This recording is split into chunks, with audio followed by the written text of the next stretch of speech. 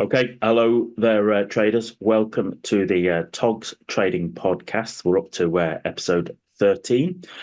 Great to have those of you here who've kind of joined us and have basically subscribed and liking your comments and your emails, etc. We both really appreciate it. Okay, it's great to hear your own experiences and how what we're talking about is resonating with your own particular journey. So today is all about a topic that I don't think we're going to have any difficulties really talking about, and that is really about managing a trading slump. So everybody has them. They happen more often than people would let on. Okay, it's part of your journey, but it's also about how we manage it. So of course, there's me and Ian here to talk about it and stuff. So looking good, Billy Ray. How are you doing, Thank you Ian? very much. Fine, thank you. Altogether, How's your week been? was quite good. Now I have to say, my family was away last week Yeah. until Sunday, so I had loads of time to do loads of projects. And I was saying, as I've been alluding to over the last while, I've been trying to change from doing more scalping to doing less scalping to doing more sort of longer trades during the day, and that was going swimmingly good until yesterday. I got stopped yesterday because of the big pop down. And then the problem that I have, because it's a time problem really, is that I hadn't the time to recover yesterday. So I had a red day, which is frankly unusual, that I would have a red day. Most days are kind of okay. A lot of break even, maybe a small red day, but yesterday was like an actual losing day. And it's just because I had to go on school run. That was basically it. So I had to shut up shop, go on school run, do all the sort of family stuff, and missed the recovery, missed the next big trade, which was that one back up, which would have easily made more. So happy CPI day. So we're having CPI now later in whatever an hour or so. Yeah, about an hour Yeah. from now. So that'll Yeah. be. Yeah. So About that. there was no trades. I didn't do anything this morning because the market was as dead as a doornail, and It is. there's nothing The happening. so in many ways, you having a red day yesterday, that is a kind of Mm. trading slump, isn't it? And stuff, Well, if you yeah, mostly getting scratch or very small, or a yeah, good winning, day, yeah, big down, or I say yeah. big, it's all relative, isn't it? So, Yeah. um, so yeah, I suppose it's a case of there's a couple of points there. Is that firstly, when you say you're looking to shift from less scalping to more longer term trades. Mm. Well, then you have to define what longer term trades are. If you've been a scalper, a 3 minute trade, might be a consistently longer one based on how you scalp. And also, of course, yesterday you talked about CPI, isn't it? That yesterday, Mm. those American markets, literally from the open, they were selling, and then of Mm. course the rumors went round that the CPI data had been leaked. Mm. That in itself is another conversation all of its own, Mm. and but of course then we just literally had real hard selling there yesterday, didn't we, and stuff. And so as you say, if you're on the wrong side of it, and then but you're not in a position to recover out of it, that can Mm. make for a bit of a challenging session, like you Yeah, like you yeah, had yourself.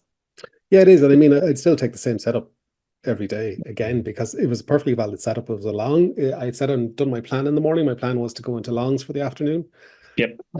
because there was a daily trend line and then there was a fib, which both I thought were going to be magnets for price.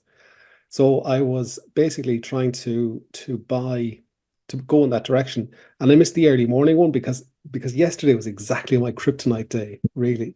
So I had a very busy morning. So I had loads of things to do. I had to go to the shops, I went to the gym, had to wash a load of clothes, did just busy morning. And once I do a busy morning, it tends to mean that my trading suffers. And then a down day on after a busy morning is literally my kryptonite. When I was going back over looking at my biggest loss days from last year and looking at the commonalities between them, that's exactly what it is. And what ends up happening is that you don't always recognize what's going on, basically, and for yourself, and that's what ends up happening. But in saying that, I'm not that put out either because I did my work correctly. I took the right setup. I managed the setup in the way that it should be managed. Just one of those things, those news that I Yeah. couldn't control, and you can't. Once there's news coming out like that, that comes out against your position, you don't have an edge anymore. So, that was basically it. Happens to everyone. The Ordinary day. That's kind of interesting, isn't it? Because there's nothing wrong with the trade in terms of the setup, Mm. right? It's your setup. It's your job to Yeah. take that setup.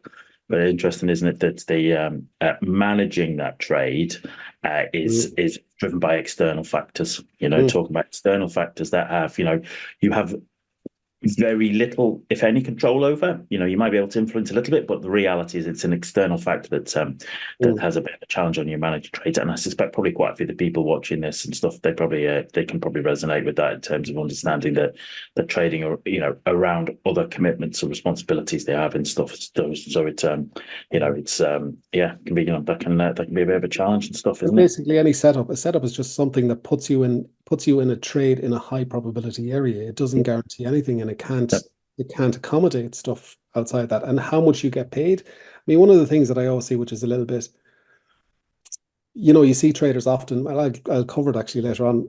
You see traders often think that they're really improving because their trades are getting more. It's just that the market has decided to move in that direction. I mean, you're going to end up in times with chop where you're doing exactly the same setups, but you get paid 30% of what you get paid on a good trend day, like basically. So yeah, Yeah. it's Spot on, spot on. And mm, it's if you don't mind me comments, it's interesting, isn't there? There's those commonalities, for your, let's say, mm, your like kryptonite days. Basically, you're just busy with life, just yeah, busy with life stuff, and it just means that mm, you're not in a position to basically to operate at the level mm. you want to, towards the standards that you would hold yourself against. It's That gone might to a be stage. It's gone to a stage now where my wife warns me about it, basically, that I'm not doing enough self-care, that I'm not looking after myself well enough for work, and that all I should do is the work bit and forget about the self washing that needs to be done and stuff like that. Because it's like everything else. It's why I always think that trading pods are a great idea, is that somebody else will see you in a pattern that you don't recognize yourself. And that's the really big advantage of them. And it gives you an accountability to somebody else and all this kind of thing. But to get people into trading pods is next to yeah. your unfortunately. No, yeah, it's difficult and stuff of it. Yeah. Yeah, it's interesting, is that uh, I'll share it and stuff. Is that it was many years ago now. Stuff I think it would have been the first hedge fund I worked at and stuff. I went aggressive on the Monday Mm, after the guy who sat next to me, he got fired on the Friday, and I was so pleased that he'd got fired because he was a shit trader and he should never have been there mm, and gobshite. And I was so pleased, I went aggressive. I was in it almost like skipping into work on the Monday and stuff, and I was, I was just, I was more aggressive than I normally be. Now that doesn't mean I went just, threw caution to the wind or anything, but I was just, I just pushed myself a bit harder than I would have and stuff. And actually, that day didn't work for me and stuff. And the reason I mention it is that my partner at the time said at the end of the day, she said, "Oh, I knew it was." She said, "I knew it was going to be a down day for you because she said I could tell by the way you got up and got ready for work, and and you couldn't wait to get out the door to get to the office and stuff." She said it was just it's not mm, like you. She said it was you were really just like almost like over a little bit overconfident, a little bit over aggressive, a little bit pushing it and stuff. And I just thought I was pleased, that there was a distraction removed and stuff, and so I couldn't wait to make the most of it. But actually, mm, she saw a pattern in me that I didn't see myself and stuff. So yeah, so we're all human. mm. We're all human. We're all having to work and deal with this sort of stuff, aren't we? And yeah, and it kind of leads us into about trading slumps, all right, doesn't it? So I suppose first question is a good question is like, well, how do you define a trading slump? All right, what would be a definition of a trading slump? Because that's a bit tongue in cheek, as I said earlier, but you having one red day, for some people that could be a slump. All right, for some people that could Mm. be not many, but for some people it could be and stuff. So in your own experience, how would you view a trading slump? When do you know that you're in a slump? Well, actually, that's the first thing. Scalpers would tend to have more winning days. Like they mightn't have great winning days, but they would tend to have more winning days than swing traders, for instance. It's just because the nature of the trade, the nature of what you're doing tends to produce more winning days, but not necessarily. not necessarily great winning days. And then a lot of the time, when they do lose, they can lose quite a bit. When I was thinking about a definition of it, so it's sustaining a period of losses through your action or through your setups, or anything basically that's statistically significant that's against your trading or your goals. That's all a trading slump is basically. The first thing I'd say about them is that they are inevitable, Yeah. because the way that, like, even if you flicked a coin, you're going to get periods of time where heads will come up continuously, and then you get periods of time where tails will come up continuously. And over 100 trades, or over, we say 20 trades, right? And you have a 60% win rate. So that basically means that four trades in that 66, sorry, four trades in that 10 trades are going to fail. And four trades in the next 10 are going to fail. And there's no reason why you can't have six winners. Then cluster your four losers. Yeah, totally. And then cluster the four losers from the next 10, meaning that you have eight losses in a row, and still be absolutely statistically fine. Yeah. There's no it's that you're in no danger of having your edge blown up. It's just that the trades for the trades have just clustered themselves. Yeah. And I thought the first thing to ask, particularly for newer traders, is, are you having a trading slump, or do you just not have an edge? Yeah. Yeah. Because Yeah. what happens a lot of the time is that a lot of these guys, they're in uptrends, and then they think that they have cracked it.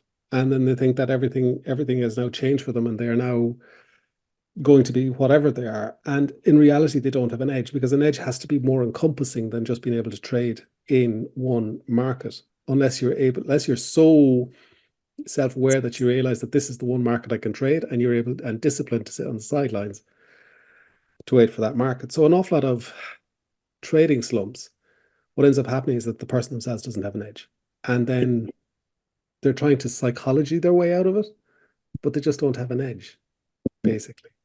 And Yeah. actually, one of the things because we've talked about edges so much and stuff like that, is that I was always wondering what comes first. Is it the technical edge, or is it the psychological edge in the kind of chicken and egg way, basically? Yeah, bit of a chicken. On a quick answer, that I would say personally, like for most people, it'll be the technical edge which comes first, and the behavioral edge is developed later. But the behavioral edge is only developed if you last long enough to develop it, and you'll only last long enough if A, you've got a technical edge, or B, and B, that you risk accordingly and stuff. So there are not many people, and maybe it's one of my strengths, who can bring a behavioral edge to trading right from the off and stuff. It's something that needs to be developed and honed, but you're not going to develop and hone it if you haven't got a technical edge to begin with. So no, I'd agree with you. I'd agree on that and stuff. And yeah, and it's you kind of said something there and stuff about lots of traders will they will think they're in a slump, but they've got no edge, and part of that is about they don't keep enough data on their trades. Those who will know me know I'm always banging on about basically keeping scrupulous records, because that data is what it can actually become one of your edges. Can become one of your edges, being able to understand that and have it as a I would call it maybe a more statistical edge than a technical edge, but a statistical edge in the sense of you know your numbers, you understand your business, and you understand, as you said rightly, those clusters can happen. I think we might have touched on it before. One of my hedge fund stints was, as an intraday trader, I had a 70% hit rate. Okay, just on my intraday FX trades. All right, but even with that, over the period, when I look back at some of the losses, I still had clusters of 7 losses, 8 losses, 9 losses on the trot, which should not happen very often if you've got a 70% hit rate. But I assure you, they do, because I've lived through them. But the thing is, if you understand how your edge works out, how your setup plays out, and you've got the data to back it up, it gives you a bit of confidence to realize, actually, this is a slump, or this is just basically a standard random distribution of wins and losses, as I would expect from myself. So, when you hear me banging on at people about keeping good records, so you've got the data, I do it for a good reason, because it will help. All right, it will help. You have to do it. You have to understand your business. No, absolutely. Actually, I was just thinking there, but my highest, I had an 83% hit rate at one stage, and I was making no money. And the thing is, what I was doing was I was trading to close out green because I found that really psychologically easy, but I wasn't trading to make money, which incurs more risk. And until my hit rate actually significantly came backwards, I wasn't making any money. You're trading the book. Yeah, one of the other things I thought with a lot of traders, including myself, really are long-based traders. In other words, we're fine in uptrends and crap in downtrends. I'm not as good in a downtrend as I am in an uptrend. I just doesn't work as well for me. So sometimes it can be just a trend change, and you're just not emotionally as good or adept to dealing with that as you end up. What happens with long-based traders or long bias traders is they tend to try to catch the falling knife all the time. And of course, obviously, they get cut up doing that. One of the other things that was, are they a bit confused? Because sometimes what you do is you get people trying to trade their investments. Like, which is it? Is it an investment or is it a trade? It's an investment. You might have to sit through drawdown for a certain period of time. If you go out now and buy Tesla, or you go out and buy particularly Microsoft, actually, because it's gone straight up for so long, and it's just clipping off major resistance as far as I'm concerned at the moment on my own system. So you might have done very well, but whoever is going to own Microsoft now is probably going to have to sit through some drawdown, basically. So you can't trade your investments. You shouldn't trade your investments. Have you a secret health problem you don't know? You could have sleep apnea. Nobody's telling you. Something like that. That's affecting your health. And it can take a little bit of time, for some illnesses to really interfere enough with you that and it's not as bad now because we all go to the doctor and get checked up, or lots of the time. And, I every 6 months and I have my needle stuck in me and whatever else. And you love it. It's life. It's life. They really got a lot better. There was some nurse that used to be in there. She was like, she was digging potatoes or something, She was like, but a lot of them are really quite easy, It's a powerful image. Yeah, and then you have to go and pee in a cup and all these kind of things. Fun time, and I'm at that age as well where you get the finger up the backside too, where I know that's what you're referring to. Yeah. Well, no, I don't do that every 6 months. I'm not famous. Nothing to do with your health. Just that would be a different facility that you would be going to, I think. So, there we go. There's quite an obtuse tangent for us.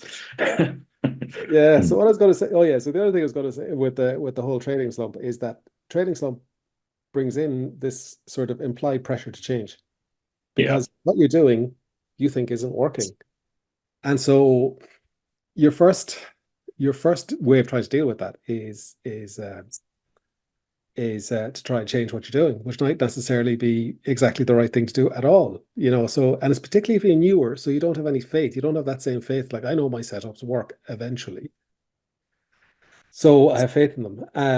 Where if you're a newer trader, then you might not have the same faith in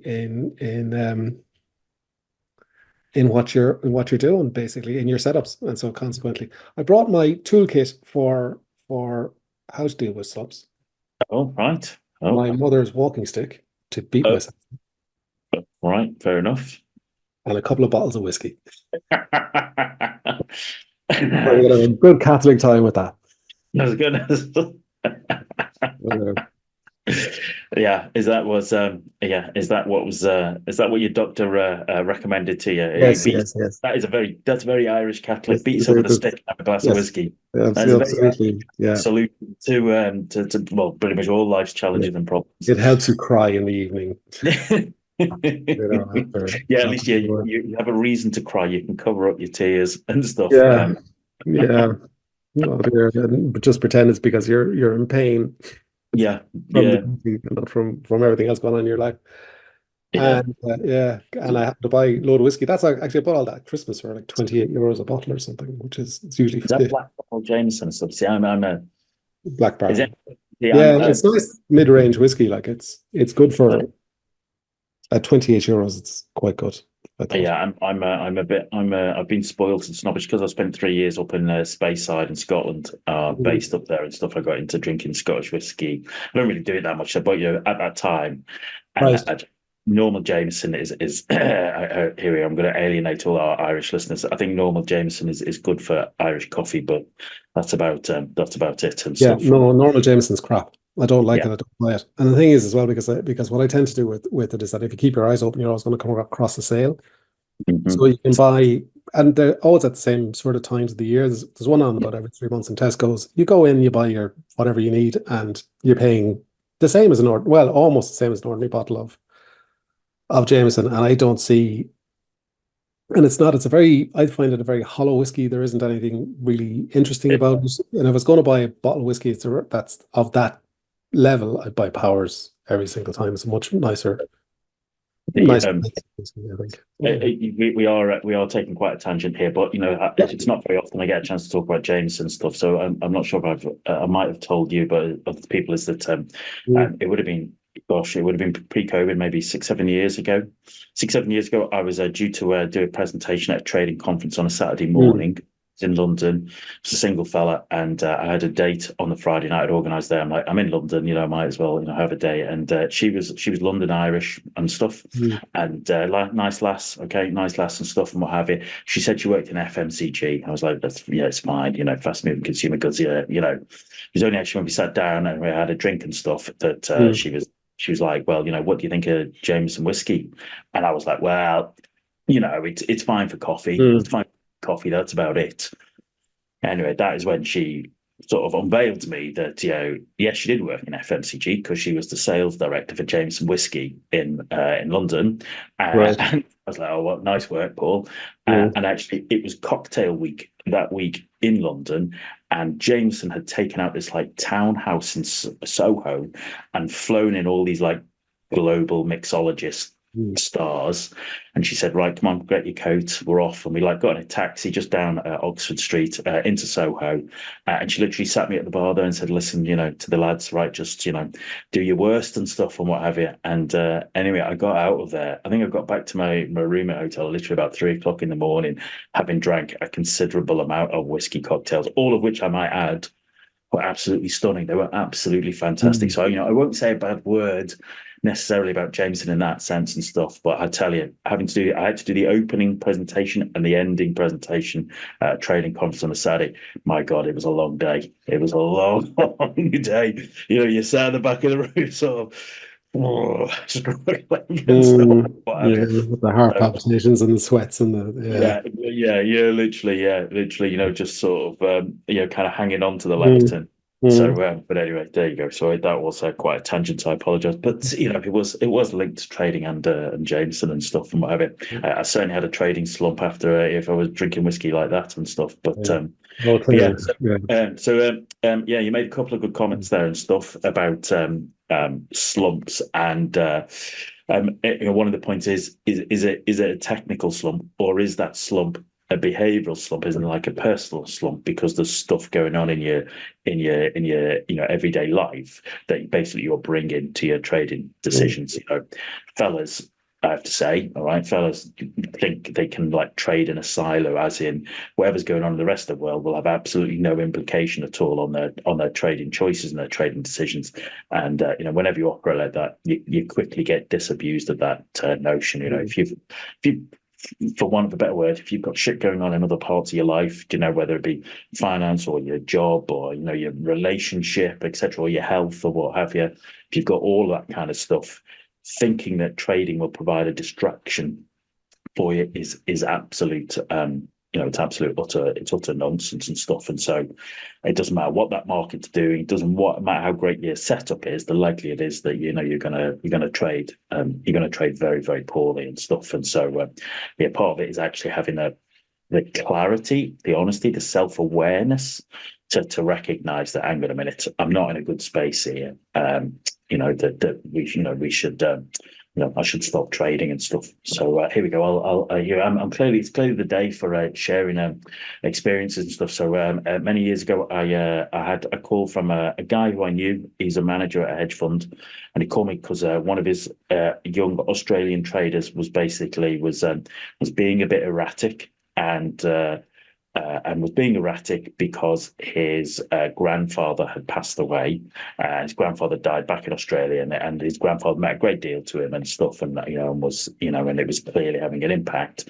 And his manager sort of was asking me, well, what would you suggest I do? And I basically said, well, if I was you, I would remove his trading privileges, give him weeks, basically unpaid leave, unpaid leave, but basically put him on a flight back to Australia so he can get to the funeral, spend a bit of time with his family, and come back and stuff. And I said, that might cost you, about 10 grand and stuff, in terms of all elements of it.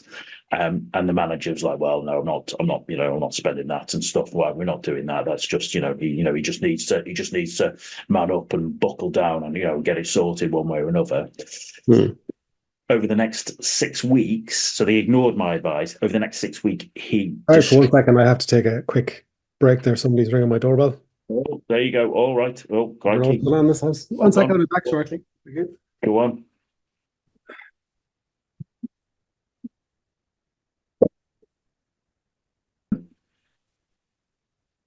All right, so we're back in the room. Okay, back in the room. Yeah. So as I was saying, the fund manager, he basically chose to ignore my advice to basically put the guy off work and send him home for the funeral and stuff. Over the next 6 weeks, he destroyed 35% of the entire fund's assets, all right, under management. Not his own trading accounts, the entire funds, okay, because he literally just went into a death spiral and stuff, and the emotions of it just wasn't dealing with it, and he took all of that out on the market, and actually what happened is the market took it all out of him and stuff and what have you. So that was a let's say a massive slump, a proper trading slump and what have you and stuff. So nobody is immune from a trading slump, right? Everybody will have them. Okay, if anybody tells you they've never had a trading slump, well, then they're clearly not a trader, right? It's part of the gig, all right? It's part of the gig, and part of it, I think, is also about what can you do to give yourself early warning signs that you're heading towards a slump. All right.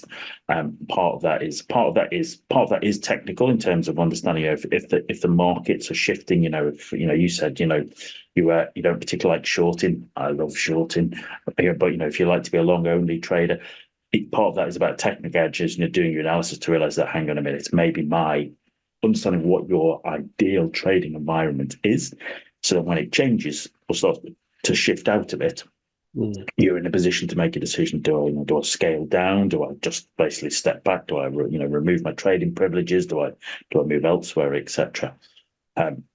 Also, personally, I do like a little thing. Everybody in Man and Dog wants us today is a basic little psychological fitness test. All right, just quickly, just to basically at the start of every day, just to check if I'm in a good space to trade. And what I've found over the years is that quite often my psych fitness scores start to basically flag before your performance flags. And more often I've learned, for me, that's kind of like I'm a bit burnt out. I just need to take a break. I've just been, I might be being disciplined, but I am I'm going through the motions. So I'm doing all the right stuff, but I'm going through the motions rather than having, an energy and an engagement. And I've learned that, when I start to see that, either if I recognize it in myself or if I see it in the numbers, but then actually it's time for me to take a break. On my kind of one of my the courses I bang on about, prevention is always better than cure. Prevention is always better than cure and stuff. So yeah, so there's seeing if you can recognize if there's stuff you can do to help yourself recognize when you are more likely to sort of go through a slump is a real I think it's a real it is time and energy well invested, I think. Yeah, and I think even for myself, like most of my slumps have some sort of physicality thing linked in with it, where you are tired or maybe you're a little bit sick or there's something. Yep. It's usually tired, actually, to quite honest. I usually get like quite tired and then just not in the same energy, like, and it ends up, and then what can happen if you don't, if you're like, a lot of your risk management rules should help you with that. Like, I lose three in a day, then I'm out. If I have a certain amount of money I can lose in a week, I have a certain amount of money I can lose in a day, and then I'm gone out. And a lot of those things kind of help you minimize a lot of those things. Yep. And those rules are like part of your setup rules and part of your whatever. And then the other thing to do is to give yourself permission. It's very difficult to give especially when you come from the traditional work system where there is no permission to not work. Yeah. And then you have to give yourself the permission when you're in trading that you're just not yourself. And so you can't work that well. And as I said in some of the other podcasts, in most other businesses, there's busy work you can do, or Yeah. there's something else you can do when you're not 100%. But in trading, there's only trading. Yeah. So if you're not 100%, you're not 100, you shouldn't be doing it.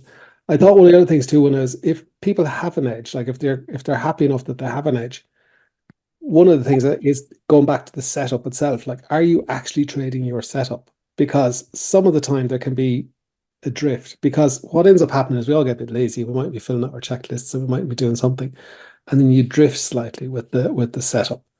So it's also one of the corrective things that I find when you're trying to get back into it is redefining your setup.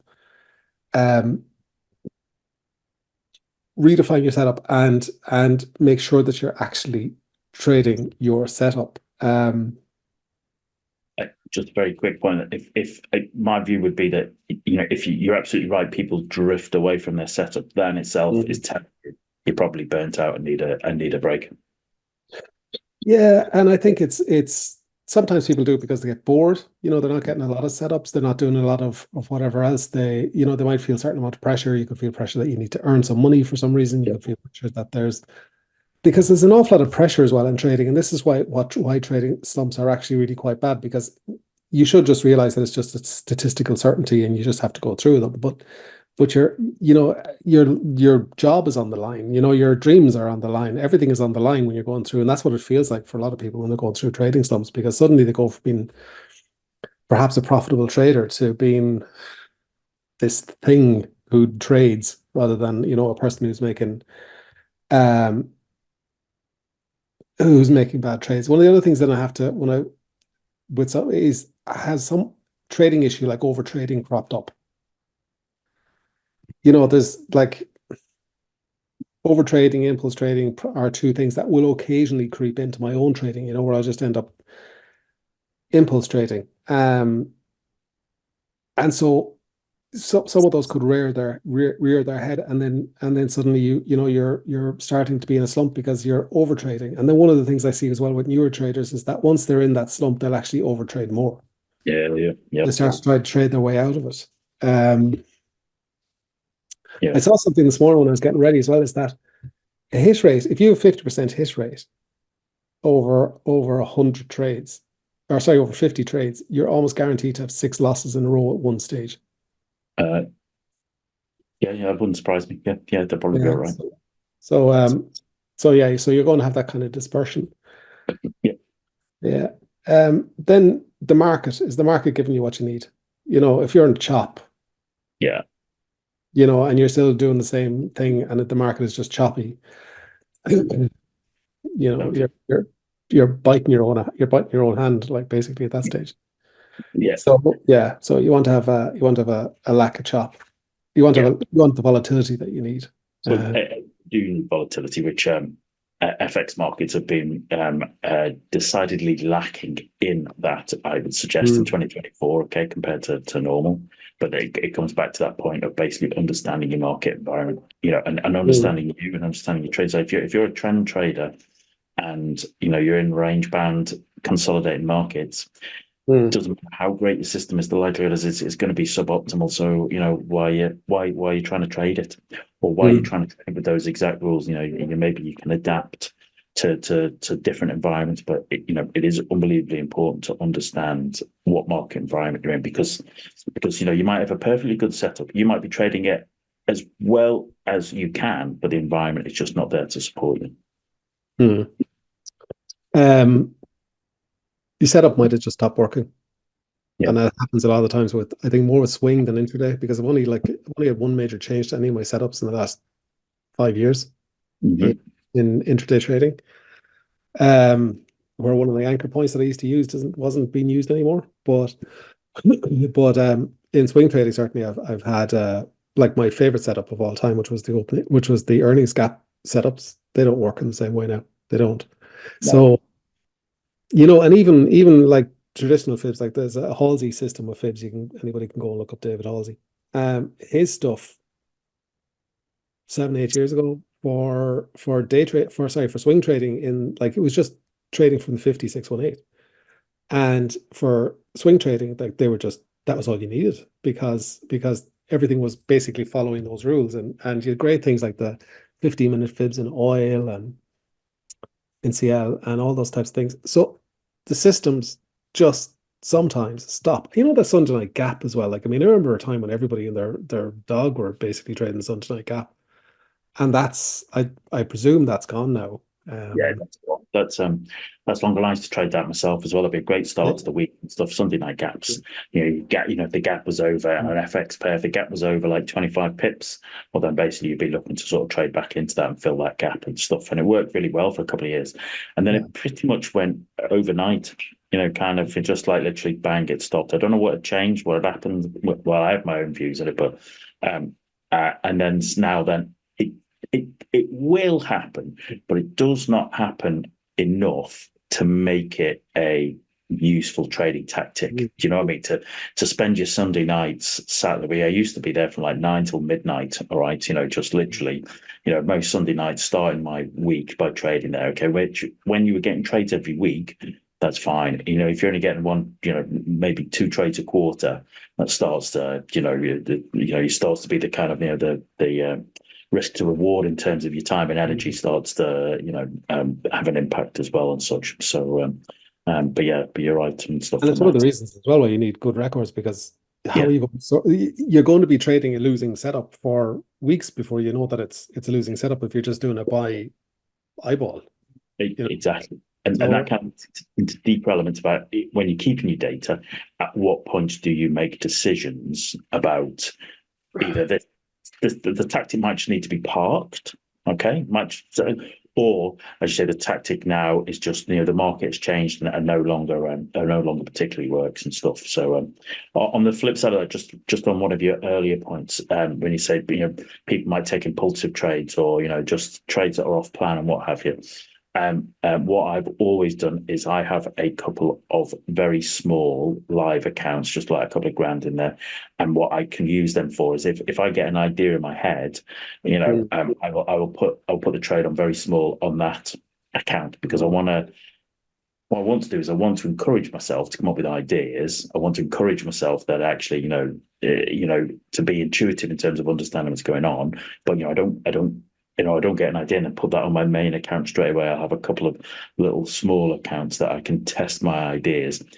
An awful lot of the time, those ideas are futile or pointless or don't work, but it's still worth to test them and mm, be weirdly, this might be a personal thing, very often you kind of a couple of times it's happened to me is when my best setup has come out of the failure of an idea I was testing. So I might have had an idea, tested it, forward tested it, and actually, it hasn't worked as well as I thought. But actually, there's been some elements in that have actually been really useful, and then take me forward in another leap in another direction and stuff. So so I'm all for, on your account, trade your, let's say, your method, accurately and disciplined, but you can have other accounts where you can test ideas and trial stuff. Oh no, You I know, think that's a good idea. I have one myself for testing. And the other thing too is that testing, even at minimum, like if you're going in and you're testing for whatever's the minimum in US and IG yeah, for euro, or what you can do with that is that, for 20 euros, you're trading it live, which means that you can't lie to yourself because your account either has more money in it or has less money in it. yeah, And what can happen a lot of the time with sim testing is that guys will sim test, like simulate trade an idea, and then add to it or take away from it or play with it or do whatever else, and ends up being just a source of amusement. And they don't really have any data at the end of yeah, it, even almost even colloquially, whether the trade is going to work or the trade is not going to work. And then they have absolutely none of the emotional stumbling blocks. And even if you're only trading for a euro or two, it's still live. You still have yeah, some of that sort of thing, and you still have that absolute real record of I can either make money or I can lose money. yeah, Um, and I think yeah. that's that's a big thing with them. You're absolutely right. There's an awful lot that goes on, and that people might do that test, but they just change the parameters that Yeah. they're testing, and they're constantly trying to curve fit. All right, so they're constantly trying to tweak to get almost like blood out of stone. They want every last pip of a move or what have you, and you're just like, that's just you're going nowhere. You're going nowhere that way. So I suppose part of it is, if you find yourself in a slump, right? What do you do here? Okay, you realize you're in a slump. What actually do you do? What would be the first thing you'd do when you find yourself in a slump? Well, the first thing, just the last thing I want to say about the last thing is if you change your position size, I find a lot of the times when I change position size, my trading goes backwards because the changing the position size doesn't change the setup, but it does change how I react to things because suddenly instead of I have a number that I'm comfortable with losing per trade, and suddenly you're there very quickly when you change position size, and it's the other way around as well. That suddenly, that you're used to making X amount per trade per day, per whatever it is, whatever your sort of average return, you have that in your head and you're comfortable with that. And your subconscious has got used to it. And then you change it and then it all falls to all goes to hell. So how to deal with the first thing I wrote down was realize you're under pressure Yeah, because your decision making is going to be affected by the fact that you are now under pressure and the likelihood of you making further mistakes is quite high. So yeah, it's not particularly difficult. And also as well with your subconscious, because your subconscious knows you're in pain and your subconscious delivers short-term solutions to long-term problems. So the first thing your brain wants, first thing your subconscious wants to do is wants to stop you feeling pain. So if that means that you have to screw up your trading, your subconscious is going to do that because it just wants you to stop feeling pain. It doesn't care about your profit. yeah, yeah, So it'll mooch in there. Second thing is that all trading slumps come to an end. If you have an edge, all trading slumps come to an end. So your job is to outlast the slump. So you just have to live. You don't have to do anything. You just have to survive long enough that you come out that the slump will come to an end, and that you're not washed up on the rocks in the meantime. Um, do you need to take a break? yeah, As That's the first thing. Just take a break. Um, I drop my position size because dropping position size then also takes away a lot of the pressure, because you go back to a very basic position size where because the job now isn't making money. The job is now to prove that you still have an edge to yourself. That's what your job is. It's the world has changed. You're not trying to make your fortune. You're trying to just live. Um, Redefine the setup. Like write it out again. Just make sure that you're doing everything absolutely correctly. And what I would tend to do then is I would only take for the first few after I go back. So break, drop your position size, and then the first couple of trades have to be perfect. So that fill every criteria, no curve fitting, no messing with it, and then just do that. And when you start seeing those things work again, you start to feel confident. And if you don't have confidence in the market, it's like swimming. If you don't have confidence swimming, you're not going to get very far. So yeah, it's about confidence. And the last thing I was going to say about it is you also have to learn to forgive yourself, because there's no point in beating yourself up over this stuff. Yeah, It doesn't, in society, we're told a lot of the time, it's like this get rich or die trying thing or something like that. That's fine if it's a short term, like if you have an exam coming up, you can beat yourself through to get the work done for that short term period. But trading's a lifestyle. So if you engage in self flagellation every time you're trading, through going through a slump, all you're doing, you're not actually achieving anything except causing yourself pain and more pressure. And get over it. You just have to sort of be very self-forgiving and realize, commit to yourself that you're there to do your best. Like you're committed, doing your best, 100%. And that's what you can do. And whether it goes right or wrong is in the lap of the gods. It's the same as every setup. There's any setup can fail. And how much you get paid for it is basically that. So just don't kill yourself over the whole thing. It's not worth it. It's only bloody trading at the end of the day. no, good advice there. Yeah, I would say that if you've recognised that you are in a slump, is that you've kind of got two options: either you try and trade through it, or you stop. A part of that might be dependent upon how far and how deep the slump has gone. If you've identified it early, well then you might be in a position to sort of trade through it at a much smaller size. But if the slump has been deeper and harder, maybe something went wrong in the market. Maybe you just chose to ignore the fact that you're in a slump and thought, your optimism bias was kicking in and thinking, oh, it'll turn around, it'll turn around. That might be the time to sort of basically take a break. Personally, I know what for me is basically I like to just basically stop everything and then step away, okay, and take a pause. That pause might be a session, might be a day, might be a week, okay, not really a month, but it might be a week, just to basically clear my head, all right, just to basically understand what's going on. Is it me? Is it the market? Is it the method? All right, is it the risk management, etc. More often than not, it's me, all right. Because of there's other stuff going on you have to deal with or what have you. But also it can be just there is not the alignment between your method, your method, your markets, and your money management. So that's perfectly possible. But once you're in a position to understand, take a break, and sometimes it is, as I said, you just need the break, just need to step away, clear your head and stuff, and then kind of re-engage. But re-engage on a very small basis. And as you say, I don't know if I'd say I don't know if I'd use the word perfection or be perfect. I know what you're getting at, but I'm just, as someone who has a bit of a perfectionist streak.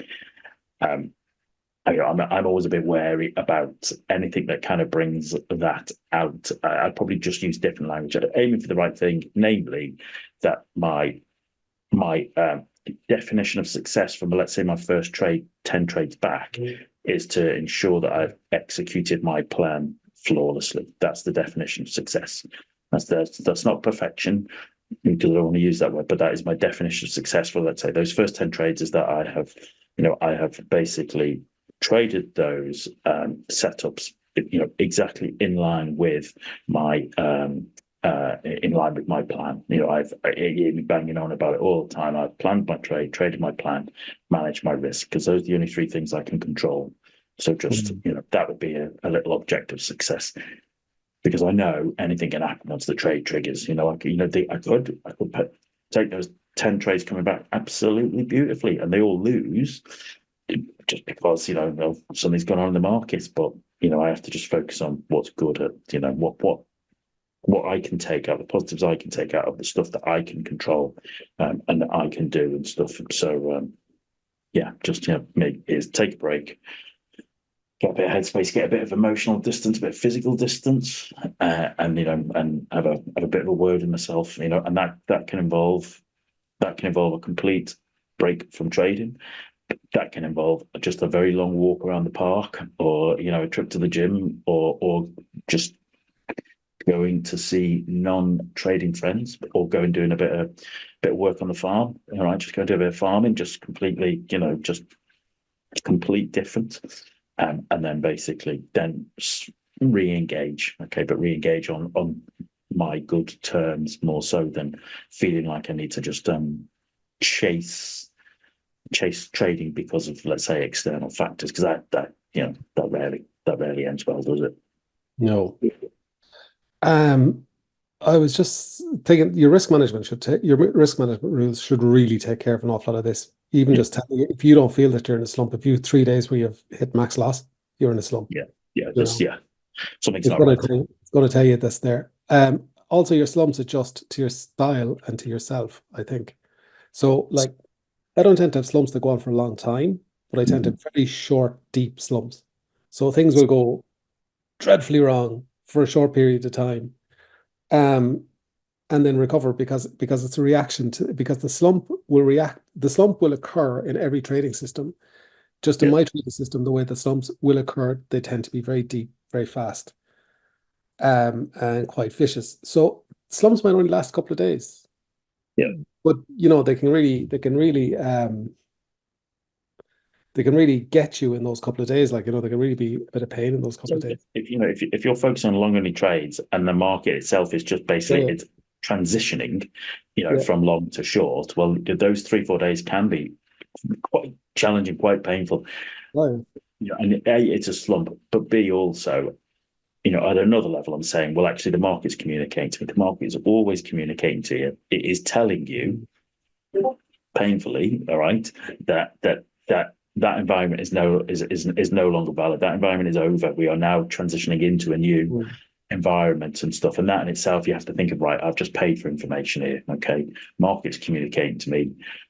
You know, what do I do? What are my rules for when this happens? Do I basically sit out until it comes back to my environment? Do I scale down? Do I take a break? Everyone will have their own little rules of how they Mm. adapt to a change in the environment. Mm. The other thing I just wanted to say about the perfection thing, what I was meaning by that is that I have one like really good high RR, high probability setup that occurs maybe once or twice a week. And Mm. that one is the one, like if I'm going back to, if I can get it, that's the one I want to go back with because it gives me the highest probability and it gives, because I basically have two really sort of like good setups that have high RR, and one is simply the bottom of a range. It's the one you'd see. The closest one that you'd see in commonality would be double bottoms, for instance. Yeah, But my double bottoms have to occur in fib area, basically, which creates the bottom of a range. So that's my highest probability one because if you're either in a low volatility time, it's unlikely that the bottom of the range will be broken. And if you're in an uptrend, it's unlikely the bottom of the range will be broken. So, and then the bottom of a range targets the top of the range, and the top of the range could be 20 to 40 points away. So you can go in there, you can take your setup, sit in your backside, move to break even fairly quickly, and you're at least probably going to get to the middle of the range. Yesterday's then the second ones are mid-range ones, and there's basically two levels of mid-range ones, which are the a B and C, we'll call them. Yesterday's would have been a B um, setup that caught me out, which is basically it's a good quality setup, um, but it has lower probability and it has lower risk reward at the end of the day. And then C ones are all the sort of more scalpy ones, which are some of them can do really well. There's one or two of them that can do really well, but they're again, you're taking every trade has effectively got the same risk. It's just the reward on the other side of it could be instead of having a 20-point reward, you could have a 5-point reward. And I try to stay away from trades that don't have at least 10 points in them. That there might go 10 points, but there's a potential for 10 points because that gives me enough room to get in. It gives me enough room to if it does work, it gives me enough. It gives me, a good profit in comparison to what I'm risking. And they have a higher probability because the ES tends to work in almost blocks of tens. Yep. So it moves 10 points and then it stutters, then it moves 10 points and then it stutters. It tends to be to move like that basically. Yeah. Except in about 20 minutes from now when the PTI comes Well, out. Yeah, yeah. And so I suppose on that note, that said, that's probably a good yeah. that's a good point for us to wrap up ourselves and stuff. So I suppose I think the kind of messages I'd like people to take away, new traders and stuff, is that everybody experiences trading slumps. All right, anybody who tells you they don't is talking nonsense. Everybody does. It's part of about as I say, is there things you can do to help recognize early on? Okay, Mm, if you're not in a slump is coming, and then B, what are you doing? All right, what are you doing? Are you ignoring it? That never mm, works. All right, and basically, it's a case of what you have to embrace it. You have to embrace it. You have to work it out. Was it is it you? Is it the market? Is it your method? Okay, is it your risk management? It shouldn't be, but it could be. And then it's a case of, well, what are you doing? Are you trading through it, or are you taking a break from it? Okay, these are all rules that can be, that can be written down. They can be worked upon. They can be part of your trading plan. It doesn't have to be, a huge stream. It can just be a few bullet points, just to basically to make sure you're doing the right things and stuff, isn't it? So, just the last thing I was going to say about that actually. Sometimes other people's slumps can be quite useful in a sort of a terrible way because I know it myself because I talk to a lot of professional traders and then there's some of them when they're going through a slump and they're going through a slump yeah, and you've just gone long yeah. and they just went long 2 minutes after you and you're like, oh no. Yeah, Because yeah, the probability of your trade has just collapsed because this other person who is in this big trading slump has done exactly the same thing as you have, which means exactly. you're like, oh no, And please go the other way. I will admit, having been guilty of Mm, preying on other people's slumps in terms of, mm, if yeah, exactly right. Working on trading floors, or working with watching, let's say, other educators or traders work. If you can tell they're rubbish, and if they're mm, going short, if they're short dollar yen, I'm looking to go long dollar yen, mm, because mm, the likelihood is that they are in a terrible place and stuff and what have you. So mm. that might sound a bit harsh, but callous, but welcome to big school. It's just what That's happens. it's the way it goes and stuff, isn't it? It's a law of the jungle in that sense and stuff. And you see So other patterns in other people's tradings as well. So you're going to recognize that the pattern is in it. And in saying that, actually, I wouldn't really follow anybody else. As I trade my own setup, I'm too long at this to go and follow somebody else. Because one of the big problems that I always find with being in these trading rooms and stuff like that is that it's difficult to stay away from other people's ideas. If you think that they're actually quite good trader and they're quite whatever, and then they go short here when you're thinking about going long, or you're in your long, and then yeah, they start yeah. to go short, and you still have another 5 points to target, and you're like, oof, makes it difficult. It's one of the real problems I think with trading. But anyway, there we go. Anyway, there you go. You know So what? anyway, thanks for listening this far and stuff. Hope you found that useful. It's given me a bit of insight, all right, into everybody experiences what you can do with it. So next week, TOGS podcast, we're going to go the opposite extreme. Okay, from talking about trading slumps this week. Next week, we're going to talk about like trading euphoria. What's happening when everything's going great and you can't put a foot wrong. Okay, so going from one end of the spectrum to the other. So I hope you'll join us for that. As always, listen. You listen to the first time. It'd be great if you subscribe. If you've got if you've got comments, thoughts, feedback, or there's topics that you want us to have a chat about in the future, by all means, give us a shout. We'd be delighted to hear from you. And so on till that next time, I hope you all have a great trading week. All right. Thanks very much, Ian. All right. Speak to Right. you soon. Bye bye.